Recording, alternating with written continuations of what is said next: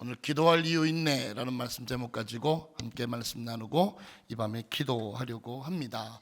6주 전에 동일한 본문을 가지고 함께 나눈 적이 있습니다. 하나님의 합력이라는 말씀 제목 가지고 금요 기도회 때 나누었습니다.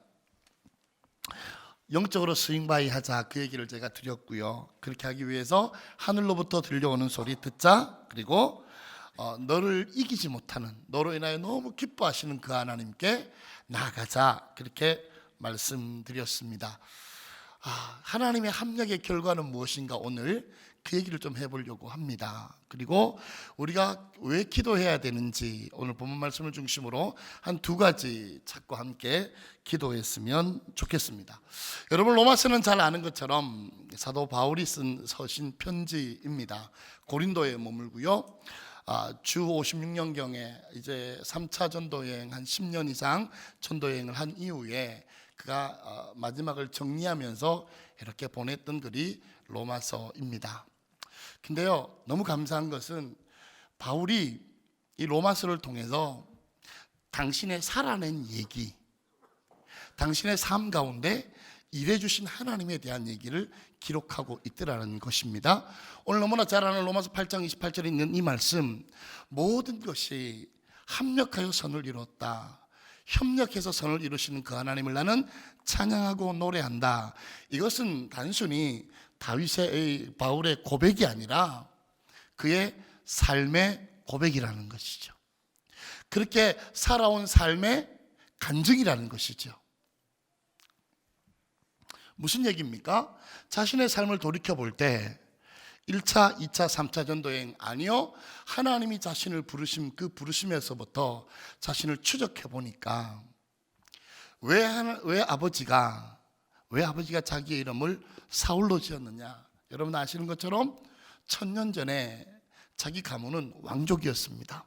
베냐민 지파 사울요. 자기 가문에 있어서 최고의 전성기를 찍었습니다.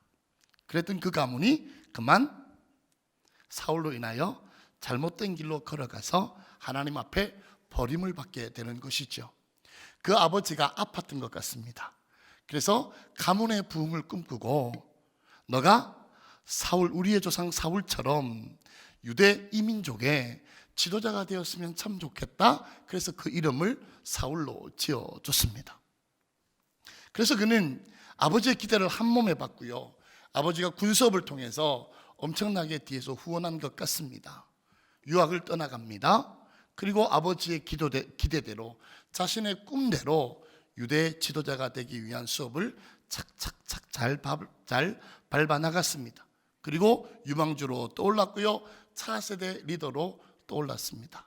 그랬던 그가 그만 다메섹 도상에서 주님을 만나는 감격을 누리게 됩니다. 그리고 난 다음에 어떻게 합니까? 자기가 그토록 쫓아왔던 그 명예, 가문의 회복 다 배설물로 여기고 주님을 향하여 복음을 전하는 이방인의 사도로 쓰임을 받는 자신의 삶의 여정을 돌아보는 것이죠.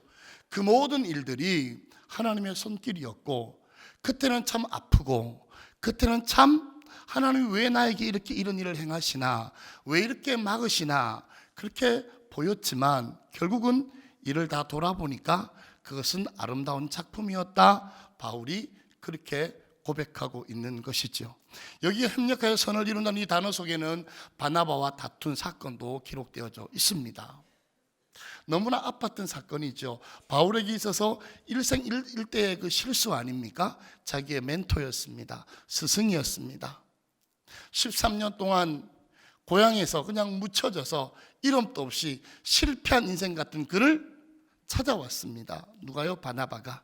그리고 자신이 목회할 수 있는 길을 열어주었습니다. 목회를 너무 잘하니까 담임 목사 자리도 내어주었습니다. 함께 선교를 떠나게 됩니다. 그리고 어떻게 합니까? 그 선교의 역할을 책임지는 그 자리도 바나바가 기꺼이 양보해 주었던 사람입니다. 그런데 그만 마가로 인해서 다툼이 일어나지 않습니까? 그 밤에 너무 아팠을 거예요. 원래 바울의 계획은 구브로와 1차 전도여행을 돌아보는 계획이었습니다. 근데 그만 바나바가 그쪽으로 가니까 바울이 선택한 길은 어떤 길이었습니까? 마게도냐로 하나님께서 그 길을 튼 것이죠. 그래서 아시아에서 시작된 복음이 유럽의 물꼬를 트게 되는 것이지요. 제가 왜 여러분 이 말씀을 여러분 앞에 지금 드리고 있는 것입니까? 제가 사도행전 1장 1절을 여러분에게 한번 읽어 드리겠습니다. 데오빌로여, 내가 먼저 쓴 글에는 무릇 예수께서 행하시며 가르치기를 시작하심부터. 뭐 하면서요? 행하시고 가르친 거예요. 행하시고 가르친 거예요. 오늘 한국교회 문제가 뭡니까? 저 같은 목사들이 문제가 뭡니까? 안 행해요. 뭐 하려고 하는 거예요? 가르치려고만 하는 거예요. 저만 그렇습니까? 여러분 동일하지 않습니까? 부모님들이 안 행해요. 그대로 보여주지 않아요. 그리고 어떻게 해요? 가르치려고만 해요. 여러분, 성경 말씀을 우리가 얼마나 많이 아느냐 중요하지 않습니다. 기록되어진 예언의 말씀 한 말씀이라도 그 말씀 붙들고 우리가 어떻게 행할 것인가? 삶의 언저리가 무엇인가? 오늘 한국교회 문제가 뭐예요? 너무 많이 가르치려고 해요. 너무 많이 가르치려고 해요. 성경은 뭐라고 얘기합니까? 행하고 가르치는 거예요. 취양 한경직 목사님에 대해서 여러분 아실 겁니다. 그분이 한국교회 기라성 같은 일을 하셨습니다. 참 많은 일을 행하셨습니다. 그분의 설교를 평하고 논하는 많은 글들이 있습니다. 그 글의 대부분이 뭔 줄 아십니까? 그분은 설교가 인격이었다. 선포하신 대로 살아가셨다. 여러분, 분당 우리 교회 이찬수 목사님 우리가 다 좋아하는 이유가 뭡니까? 그분은 강단에서의 말과 삶이 통일하다는 것 아닙니까? 근데 그 뒤를 따라가는 부목사인 저희들과 우리 사랑하는 2만여 넘는 성도들은요, 별로 그렇지 못할 때가 참 많이 있는 것 같아요. 오늘 이 밤에 우리 왜 모였습니까? 왜 기도합니까? 왜 우리가 성령의 능력을 받아야 합니까? 왜 하늘의 은사와 하늘의 능력을 덧입어야 합니까? 왜 우리 손에 예수 이름을 들어야 합니까? 우리가 약하니까요. 우리가 할 수 없으니까요. 우리가 행하지 못하니까요. 그래서 사도들이 오로지 기도하기에 힘쓴 것 아닙니까? 사랑하는 성도들이, 오늘 이 밤에 저와 여러분이 하나님 주시는 능력을 받거들랑 이제 한번 살아내는 은총이 있기를 축복합니다. 한번 보여줬으면 좋겠습니다. 우리 아이들에게 부모의 뒷모습을 보고 아이들이 자라나잖아요. 우리가 했던 수많은 잔소리로 아이들은 변하지 않습니다. 저도 경험하고 여러분들도 경험하고 있는 경험 아닙니까? 우리가 행하며 살아가는 것. 요즘 제가 드리는 기도 제목 가운데 하나가 주님, 그만 말하고 행하게 하옵소서. 주님, 그만 말하고 내가 좀 살아갈 수 있도록 도와주십시오. 우리 같은 목사들이요, 교회 안에 있다 보니까 성도들의 삶의 자리를 잘 몰라요. 그냥 신학교 나오고요, 사회 경험이 없다 보니까 여러분들이 얼마나 아픈 자리에 있는지, 얼마나 힘들어하는지 이게 성육신이 잘 안 돼요. 그러니까 자꾸 엉뚱한 짓을 하고 있는 목사들이 많이 있다고 생각 들어져요. 여러분, 이 땅에 많은 주의 종들을 위하여 기도하여 주시기를 바랍니다. 하나님, 참으로 우리 주의 종들이 행할 수 있도록 말씀 붙들고 목사답게 살아갈 수 있도록, 분당 우리 교회 성도들 제자훈련 하는 것이 자랑이 아니잖아요. 사역훈련 하는 것이 자랑이 아니잖아요. 저는요, 제자훈련 받지 않고 사역훈련 받지 않고도요, 얼마나 아름답게, 얼마나 순수하게 교회를 섬기는 분들, 이웃을 섬기는 분들 너무나 많이 봤어요. 반면에요, 제자훈련을 잘 받고요, 사역훈련 하시면서도요, 얼마나 성도와 교회들을 아프게 하는 그런 분들도 너무 많이 있더라고요. 여러분, 오늘 이 밤에 우리 구할 때 하나님, 우리에게 좀 능력을 주세요. 행할 수 있는 능력을 주세요. 하나님, 우리에게 능력을 주세요. 예수 닮은, 그리스도의 그 형상을 닮은 사람 흉내라도 내며 살아갈 수 있는 은혜를 좀 허락해 주세요. 그것이 저와 여러분의 기도의 제목이 되었으면 좋겠습니다. 그래서 분당 우리 교회 성도들이 이 마지막 세대에 하나님의 마음을 시원케 해드리고 보여줄 수 있는, 행하는 아름다운 믿음을 가진 수많은 믿음의 성도들이 이곳에서 일어나기를 주의 이름으로 축복합니다. 요한복음 5장 17절입니다. 예수께서 그들에게 이르시되 내 아버지께서 이제까지 일하시니 나도 일하신다 하시매, 구원을 계획하신 성부 하나님, 로마서 8장 얘기입니다. 그 구원의 도구로 협력하신 예수 그리스도의 십자가, 그리고 성령님의 친히 간구해 주심, 이 얘기를 제가 지난번 시간에 말씀을 드렸습니다. 지금 성부, 성자, 성령 하나님께서 삼위일체께서 저희를 위해 일해 주십니다. 그래서 예수님 또 아버지가 일하시니까 나도 일한다라는 거예요. 그러면 하나님의 협력에 우리는 무엇으로 반응을 해야 될까요? 우리는 무엇으로 반응해야 될까요? 본문 26절입니다. 이와 같이 성령도 우리의 연약함을 도우시나니 우리는 마땅히 기도할 바를 알지 못하나 오직 성령이 말할 수 없는 탄식으로 우리를 위하여 친히 간구하시느니라. 마땅히, 우리말로 번역된 마땅히, 헬란말 대의는요, 반드시 해야 한다. 너희들이 반드시 필요한 것이 있다. 그것이 뭐라고요? 기도라는 것입니다. 성령께서 우리에게 선행적인 은총을 베풀어 주셔서 연약한 우리, 병들어 있는 우리, 소성이 불가능한 우리, 부패한 우리, 도저히 하나님의 구원의 구원의 은총을 받지 못할 자격 없는 우리를 향하여 하나님께서 협력하여 선을 이루실 때 하나님이 그 선행적인 은총으로 베풀어 주시면 마땅히 반드시 해야 될 것이 있는데 그것이 기도라는 것입니다. 성령께서도 연약한 우리를 도와주십니다. 어떻게 기도해야 할지도 모르는 우리를 대신해서 말로 다할 수 없는 만큼 깊이 탄식하시며 하나님께 간구해 주십니다. 공동번역에 있는 말씀입니다. 우리가 주님 앞에 나가는 도구, 하나님의 그 일하심에 우리가 반응은 기도라는 도구로 반응하라라고 성경은 우리에게 말씀해 주고 있다라는 것입니다. 연약한 인생들이, 병들어 있는 인생들이, 죄인 중에 개수와 같은 인생들이 반드시 붙잡아야 될 무기가 있다면 그것은 기도라는 것입니다. 여러분, 오늘 이 연약하다는 단어, 이 단어는요, 요한복음 5장 5절에 보면은 38년 동안 중풍병자 된 그 사람이 베데스다 연못가에 등장하지 않습니까? 그 병이 오랜 줄 알고 그 병이란 단어와 이 연약한 단어가 동일한 단어를 사용하고 있는 거예요. 연약하다, 병들었다라는 거예요. 약하다라는 거예요. 부패했다라는 거예요. 소성이 불가능하다라는 거예요. 그런 연약한 자들이 회복되어질 수 있는 도구는 성령께서 친히 우리를 위하여 간구하여 주시는 성령님의 은혜인데, 그 은혜의 보좌에 나가기 위해서 기도라는 도구가 반드시 필요하다라는 것입니다. 사랑하는 여러분, 우리의 연약함은 성령으로 뚫어내야 합니다. 우리의 병듦은, 우리의 약함은, 우리의 무능함은 무릎으로 뚫어내야 합니다. 다른 상담으로, 다른 사람을 찾아감으로 아니고요, 성경은 우리에게 뭐라고 말씀하시느냐면 이것은 마땅히 너희들이 뭘 해야 된다고요?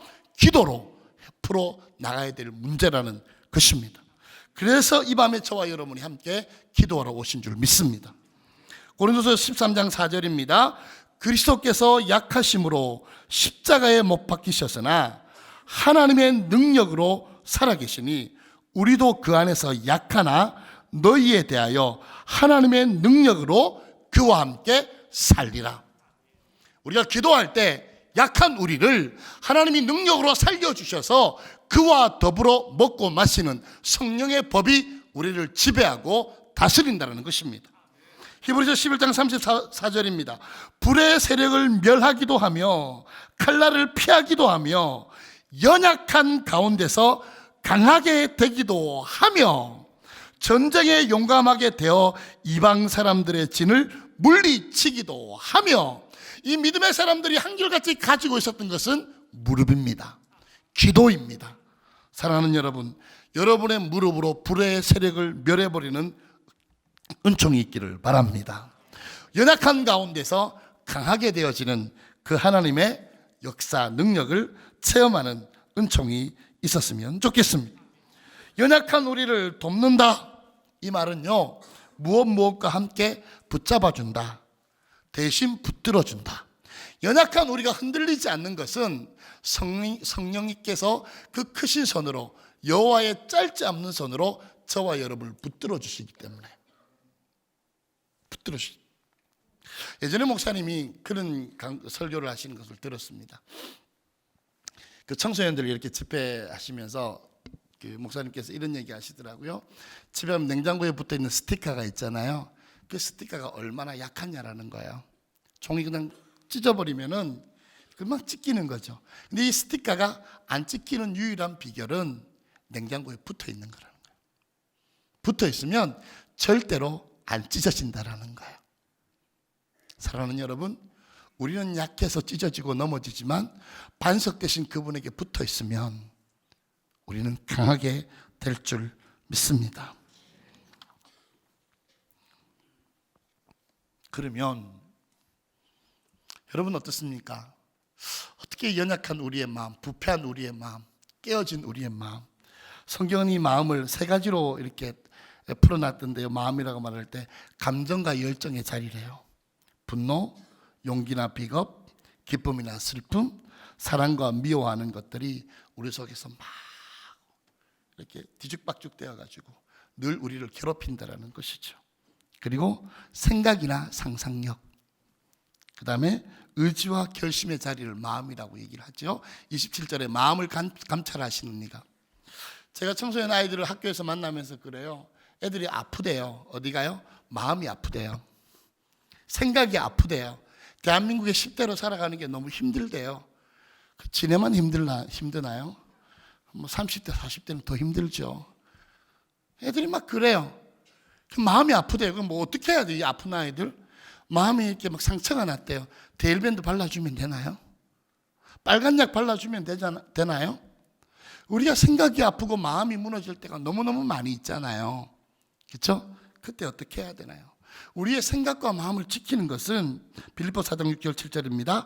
아무것도 염려하지 말고 다만 모든 일에 기도와 간구로 너희 구할 것을 감사함으로 하나님께 아뢰라. 그리하면 모든 지각에 뛰어난 하나님의 평강이 그리스도 예수 안에서 너희 마음과 생각을 뭐 하시리라? 지키시리라. 왠지 마음이 막 불안하세요? 남편만 생각하면 답답하세요? 자녀들만 생각하면 너무너무 막 걱정이 많이 되세요? 이 마음을 지킬 수 있는 길은 기도와 간구밖에 없답니다. 마음이 아플 때 우리가 해야 될 일은 뭐라고요? 기도와 간구라는 것입니다. 그래서 주님은 우리에게 기도하라라고 말씀하고 계신 것입니다. 그러면 기도할 때 어떤 결과를 주십니까? 두 가지입니다. 첫 번째, 모든 것을 주십니다. 로마서 8장 32절의 말씀입니다. 자기 아들을 아끼지 아니하시고 우리 모든 사람을 위하여 내어주신 이가 어찌 그 아들과 함께 모든 것을 우리에게 주시지 아니하겠느냐. 값없이 은혜로 주신다. 여러분 그 하나님을 믿습니까? 여러분 진짜 믿으십니까? 은도 내 것이고 금도 내 것이라는 그 주님을 믿으십니까? 마태복음 4장 23절입니다. 예수께서 온 갈릴리에 두루 다니사 그들의 해당에서 가르치시며 천국 복음을 전파하시며 백성 중에 모든 병과 모든 약한 것을 고치시니라. 모든 병과 모든 약한 것을 뭐 하시느니라? 고치시니라. 자기 아들을 아끼지 아니하고 우리에게 주신 그 하나님께서 우리가 기도할 때, 우리가 은혜의 보좌로 나아갈 때 그 주님이 모든 것을 주신다라는 거예요. 모든 병과 모든 약한 것을 고쳐주신다라는 것입니다. 사랑하는 여러분, 우리가 이 기도함으로 그 하나님을 누리는 은총이 있었으면 좋겠습니다. 좀 누리고 살았으면 좋겠습니다. 이 믿음이 우리에게 없을 때가 너무 많아요. 여러분, 숨은 그림 찾기 이렇게 한 번씩 해보시나요? 저는 아이가 어려서요, 막내가 6살짜리여서 숨은 그림 찾기를 할 때가 있습니다. 내 눈에는 보이는데 아이 눈에는 안 보이는 거예요. 그렇죠? 하나님의 눈에는 보이는데 우리 눈에는 안 보이는 거예요.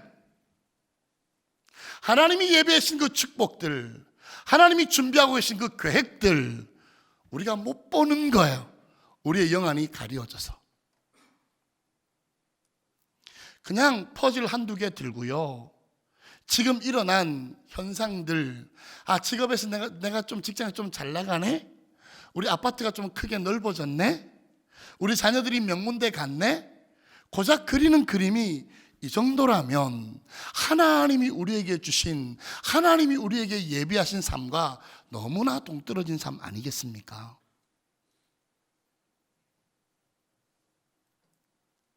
여러분, 지금 평신도들이요, 얼마나 강력하게, 얼마나 아름답게 사역을 감당하고 계신 평신도들이 많이 계신 줄 아십니까? 온누리교회 하영조 목사님이 살아계실 때 이런 말씀하셨습니다. 나는 우리 성도들에게 설교하기가 너무 겁난다. 창세기 설교를 하셨거든요. 본토 친척 아비의 집을 떠나십시오 설교하셨거든요. 그래서 세워진 학교가 한동대학교입니다. 카이스트에서 멀쩡하게 교수직 잘하고 있는 그분이 어느 날 이름도 없는 지방대학교 가야 됩니까 말아야 됩니까 말씀 듣다가 떠나라는 명령 받고 한동대학교로 간 거예요. 연변에 있는 조선 가기대로 서울대학교 교수님들이, 의사들이 뒤로 하고 막 떠나가는 거예요. 그리고 그곳에 하나님의 나라를 세우는 거예요. 주님의 교회를 세우는 거예요. 여러분, 우리 분당 우리 교회 평신도 사역하는 교회 아닙니까? 모든 것을 우리에게 주시겠다고 약속하신 그 하나님께서 우리에게 보다 풍성한 삶을 예비해 놓고 계신 줄 믿습니다. 기도함으로 그분에게로 나아가십시오. 그리고 그분에게 물으십시오. 그리고 숨은 그림을 찾으십시오. 빌립보 4장 13절입니다. 내게 능력 주시는 자 안에서 내가 모든 것을 할 수 있습니다. 모든 것을 주신 그 하나님이 우리에게 모든 것을 감당할 수 있는 은혜도 주셨습니다. 손양원 목사님이 위대한 것이 아니라 손양원 목사님이, 하나님이 위대했습니다. 그분이 살아생전 많이 불렀던 찬양이 주님 고대가라는 찬양이에요. 낮에나 밤에나 눈물 머금고 내 주님 오시기만 고대합니다. 가실 때 다시 오시마 하신 예수님, 오 주님 언제나 오시렵니까? 먼 하늘 이상한 구름만 떠도 행여나 내 주님 오시는가에 머리 들고 멀리 멀리 바라보는 맘, 오 주님 언제나 오시렵니까? 처음에 저는요, 손양 목사님을 잘 모를 때는 이분이 정말 주님 사랑해서 주님 보고 싶어서 그랬겠구나 그 생각했는데요, 애양원에 가서 그 두 아들 동인이 동신이를, 그 장로님 돌아가셨죠. 장례를 치러준 장로님을 제가 만나뵌 적이 있습니다, 오래전에. 그리고 그분을 통해서 손양원 목사님의 삶을 들은 적이 있습니다. 왜 이분이 그토록 주님 고대가를 불렀을까? 한센스 환자들이 너무 가슴 아팠던 거예요. 주님이 다스리는 그 나라가 되면 저들 그 고통 없을 텐데, 천년을 하루같이 기다린 주님, 내 영혼 당하는 거 볼 수 없어서 이 시간도 기다리고 계신 주님, 오 주님 이 시간에 오시옵소서. 그들의 버림받은 그 아픔과 육신적인 질거와 고통이 목사님 지켜보기에 너무 아프셨던 거예요. 그래서 어떻게 하면 좋겠다고요? 주님 빨리 오셨으면 좋겠다고요.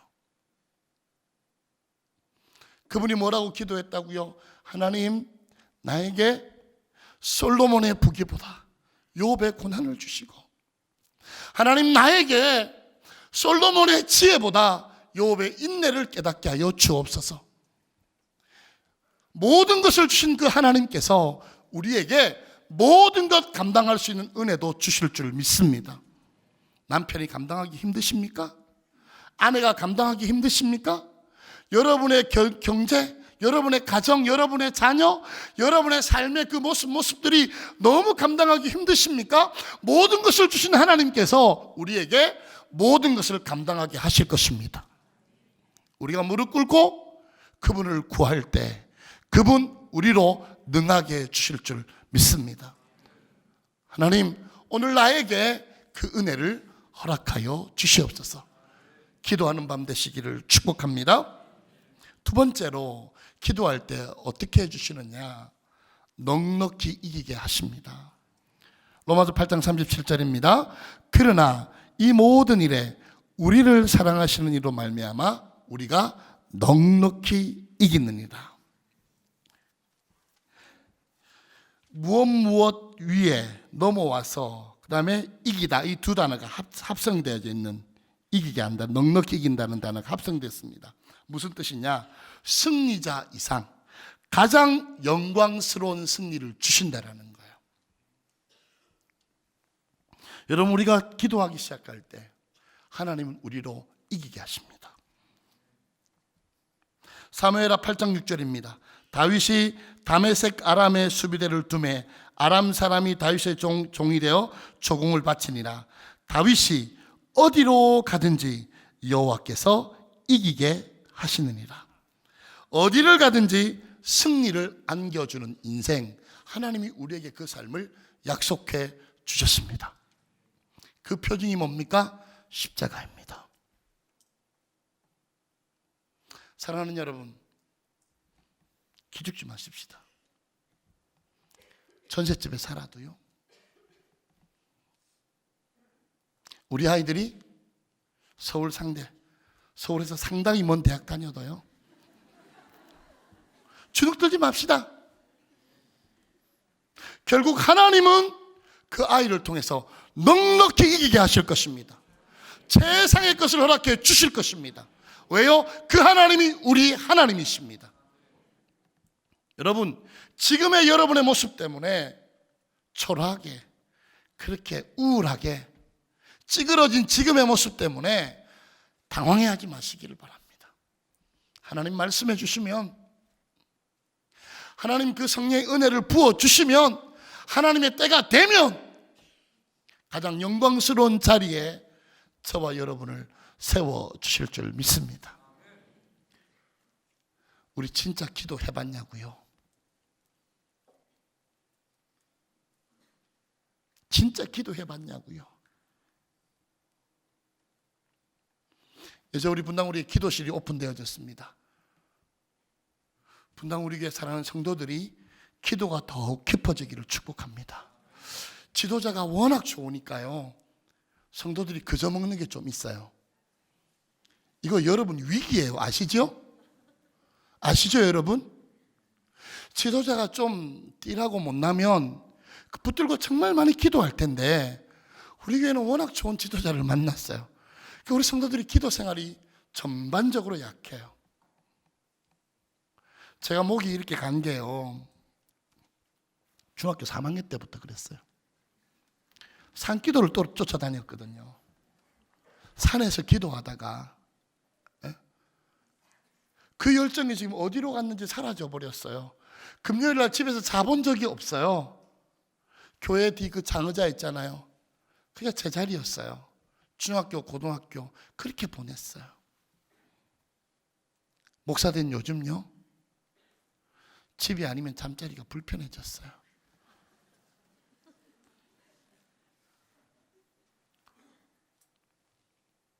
내 모습을 보면 아픈 거예요.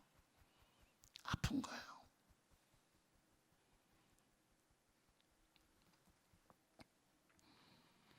오늘 사실은 다른 결론을 준비했었는데 아침에 게시판을 보다가 너무 가슴이 아팠어요.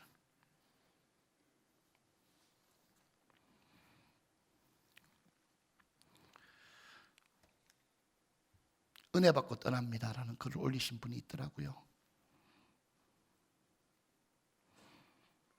보면서 너무 마음이 아팠어요. 여러분, 제가 한번 읽어 드릴 테니까, 제가 그분 이렇게 보면서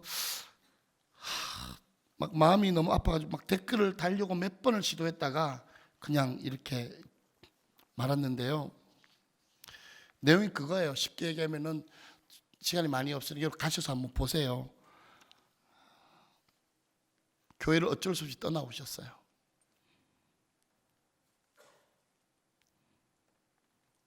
돈을 너무나 사랑하는 목사님에 의해서 20년 동안 섬겼던 교회를 목사님이 나가라 해서 나온 거예요. 중직자예요. 그러면서 이분이 뭐라고 얘기를 했느냐면, 목사님의 잘못된 부분을 위해 기도하면서 내 아버지가 잘못이 있다고 버릴 수는 없지 않는가, 인격적인 하나님께 아뢰고 오히려 기도로 이 재단을 세워나가자. 이 재단은 목사님의 것이 아니고 예수님의 핏값으로 산 우리 교회라고 생각하며 끝까지 나무리했는데, 이제 와서 돌이켜보니 저는 헷갈립니다. 과연 이렇게 잘못된 교회를 유지시키려고 애를 쓰는 것이 맞는지, 아니면 아무 말 없이 떠나서 그런 교회는 없어지는 것이 맞는 것인지. 전에 섬기던 교회에서 이 모양 저 모양으로 애쓰시는 분들과 어린 청년들이 수고하며 섬기는 모습을 보면서 눈물이 납니다. 그러나 저의 눈에는 이미 뿌리는 썩고 그 위에 이파리와 줄기 얼마가 푸른빛 머금고 있는 것 같아 보여서 마음이 아프고 아려옵니다. 저도 오랜 기간을 그곳에서 이렇게 기도했습니다. 아버지, 제가 이곳을 섬기려면 하나님의 말씀으로 은혜를 받아야 가능합니다. 목사님의 모습은 감추어 주시고 그 입에서 떨어지는 말씀을 감사히 받게 하옵소서. 그리고 극동방송을 듣고 성경을 보며 여기저기 동냥하듯이 은혜를 사모하며 지냈답니다. 그런 제 영혼이 어땠겠습니까? 영은 신압으로 날마다 시들어가며 미움이 자리 잡고 고통이 커졌습니다. 그리고 이제는 너무 갈급한데 내 영혼을 보고 더 이상은 견딜 수가 없어서 그곳을 떠났습니다. 그러면서 이런 얘기를 했더라고요. 목사님, 저는 이단보다 정통교회에서 행해지는 이단스러움이 더 무섭다고 생각합니다. 이단은 확실히 이단임으로 우리가 분별할 수 있으니까요. 그러면서 쭉 내려와서요, 부흥의 참뜻을 깨닫고 진정으로 드리는 예배를 회복하며 한 주 주시는 말씀과 찬양으로 치유되었습니다. 다시 가정 예배를 회복하고 말씀 암송을 시작했습니다. 그저 감사할 뿐입니다. 2015년의 아픔도 감사합니다. 갈급했으므로 더욱 은혜로 깨닫습니다. 이제 우리 아이들이 머무르시는 교회를 찾아 떠납니다. 값없이 받은 은혜와 사랑을 값없이 주시는 분당 우리 교회와 이찬수 목사님을 위해 기도합니다. 부디 오랫동안 그곳에서 존재해 주세요. 그래서 저희 가정처럼 난민이 되어 떠도는 불쌍한 영혼들이 힘을 얻고 치유를 받아 다시 힘을 얻을 수 있도록 도와주세요. 오랫동안 감사함으로 기억하며 좋은 소식 있으면 전하겠습니다. 언제나 성령님의 기쁨이 되시기를, 언제까지나 축복의 통로가 되시기를 기도합니다. 이런 글을 남기고 떠나셨어요. 참 아프더라고요. 그러면서 이분이 고백한 게 뭐예요? 그 아픔 가운데서도 아마 장로의 직분인 것 같아요. 잘은 모르겠는데 2015년의 아픔도 감사합니다. 갈급했으므로 더욱 은혜를 깨닫습니다. 기도의 통로로 삼습니다. 그리고 이제 우리 아이들이 머물 수 있는 자리, 교회를 찾아서 떠납니다. 너무 마음이 아프더라고요. 지난주에도 여러분은 잘 모르시죠? 저는 예배를 담당하니까요. 서현에서 150여 분이 돌아가셨어요. 예배 드릴 공간이 없어서. 수많은 분들이 교회 등록하고 싶어 하세요. 근데 진짜 우리 교회는 안 받거든요. 오히려 지난주일날 목사님과 마지막 인원을 이렇게 제가 체크해드리면서, 목사님 점점 인원이 늘어납니다. 목사님도 큰일이다. 여러분, 우리가 이 좋은 교회에 부름받지 않았습니까? 우리에게는 이런 아픔이 없지 않습니까? 그러면 뭐 해야 되나요? 우리가 그들을 위해 기도해야 되지 않겠습니까? 그리고 이곳에서 우리가 훈련 잘 받고 잘 준비되어져서 아름답게 하나님을 섬겨야 되지 않겠습니까? 왜 하나님은 우리에게 모든 것을 주시고 넉넉히 이기게 하시는 겁니까? 결론으로 29절에 있는 말씀을 여러분에게 드리겠습니다. 8장 29절을 제가 읽어드리겠습니다. 하나님이 미리 아신 자들을 또한 그 아들의 형상을 본받게 하기 위하여 미리 정하셨으니. 누구의 형상을요? 그 아들의 형상을 본받으라고요. 여러분, 우리 기도하는 최종적인 목적이 뭐라고요? 우리가 모든 것을 받아서 우리가 넉넉히 이겨서 결국 구현해내야 될 모습은 예수 그리스도의 모습이라는 것이죠. 왜 기도합니까? 왜 이동산에 오셨습니까? 왜 우리가 예수님 따라갑니까? 왜 훈련받으면서 이렇게 주님을 힘들게 어렵게 쫓아갑니까? 이유는 한 가지예요. 예수 그리스도의 형상을 본받으려고요. 말씀을 정리하고 싶습니다. 사랑하는 여러분, 오늘 이 밤에 여러분의 기도가 깊어지시기를 축복합니다. 그리고 모든 것을 주시는 그 하나님의 은혜의 손길을 경험하시기를 바랍니다. 그리고 넉넉히 이기게 하시는 그 하나님의 손길도 경험하시기를 바랍니다.